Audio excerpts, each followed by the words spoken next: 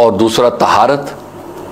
तहारत चार तरह की, चार दर्जे तहारत की। एक बदन की तहारत, एक आज़ा की तहारत, एक कल्ब की तहारत और एक रूह की तहारत। ये चार दर्जे तहारत के। बदन की तहारत का मतलब यह कि इंसान अपने बदन को नजासत नापाकी से पाक कर दे, ये बदन की तहारत है। दूसरी आज़ा की तहारत। आज़ा की तहारत का मतलब अपने आज़ा को गुनाहों से पाक कर दे।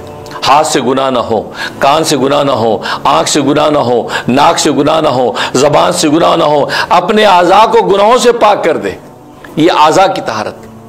तीसरी कल्ब की तहारत, कि अपने कल्ब को रूहानी अमराज से पाक कर दे, यानी उस कल्ब के अंदर किबर ना हो, उसमें हसद ना हो, उसमें कीना ना हो, उसके अंदर जो है मासियत ना हो। तो गोया कि अपने कल्ब को तमाम रज़ाइल खबीसत से पाक कर दे, ये कल्ब की तहारत। और चौथी रूह की तहारत, यानी बातिन की तहारत, और वो ये कि अपने बातिन को अल्लाह की गैर से पाक कर दे। उसके बातिन के अंदर अल्लाह के गैर का तसव्वुर ही ना हो, उसके बातिन में अल्लाह ही तबारक व तआला का तसव्वुर बना रहे। और ज़ाहिर ये बहुत ऊंचा मुकाम है। ये मुकाम सिद्दीकीन को हासिल होता है कि वो अपने कल्ब को अल्लाह के गैर से पाक कर देते हैं। उनकी निगाह अल्लाह के गैर पे नहीं होती, जो कुछ होता नजर आता है उनकी निगाह खुदा पे होती है, अल्लाह ही कर रहा है, ये किया जो अल्लाह ही के से हुआ है, अल्लाह की हिकमत मसल से वही करने वाला है। तो वो इस पर कामिल ईमान रखते हैं और अल्लाह इस बातिन की निगाह से उनको हकाइक और पर्दे राज के दिखाते रहते हैं। तो ये चार मरातिब तहारत के।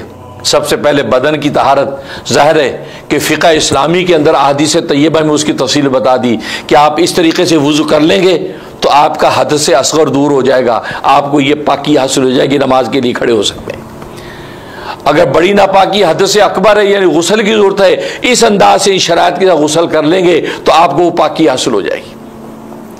इसी तरह नजासत लगी, नजासत को इन आदाब उसूलों पर इन नजासत को धो लेंगे तो आपका बदन कपड़ा पाक हो जाएगा। तो क्या कि उसकी पूरी तफसीलात अहकाम इस्लामिया के अंदर मौजूद कि किस तरीके से बदन की तहरत हासिल की जा सकती। और दूसरी आज़ा की तहरत, आज़ा को गुनाहों से बचाना है।